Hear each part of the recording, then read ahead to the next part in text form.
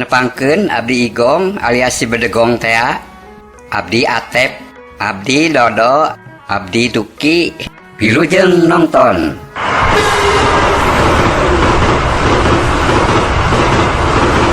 Parekan nyambut budak anu sok ngabohong ku batur tar. Kieu we, ayeuna mah urang piknik ka Bandung. Nya naik kereta ti Cibatu. Ari di Bandung jajan naonnya? Di Bandung mah jajaneun leuwih loba atuh. Naon bae sok? Bala-bala Lah di Cisurupan ge loba bala-bala mah.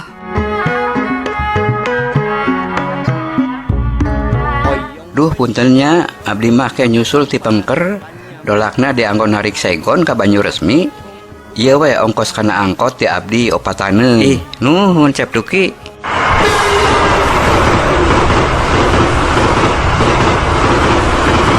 Radit turut Duh kemana Cep Duki? Can mall-mall. Palang siang tinggalin kereta ya. Sabar. Tungguan we heula. Pan biasana ge Cep Duki mah tara jalir.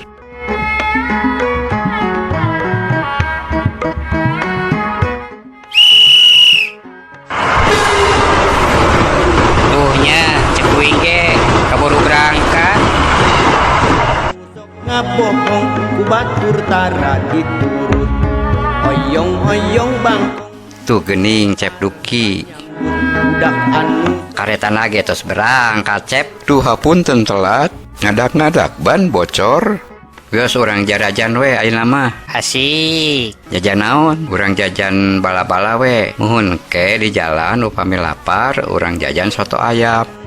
kong parekan nyambut budak anu sok ngabohong ku batur tara diturut.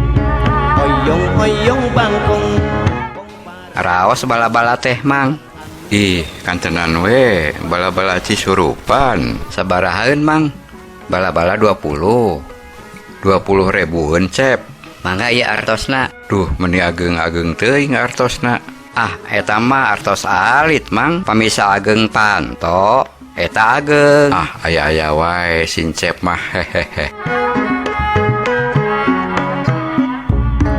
oyong-oyong Teras aruih wae Cep. Muhun mang, engke di jalan upami mendak tukang soto ayam diren heula. Siap Cep. Tarik mang. kong parekan nyambut Ulah hilap, like, subscribe. Hatur nuhun. Cep, tong tebih teuing milari tukang sotona.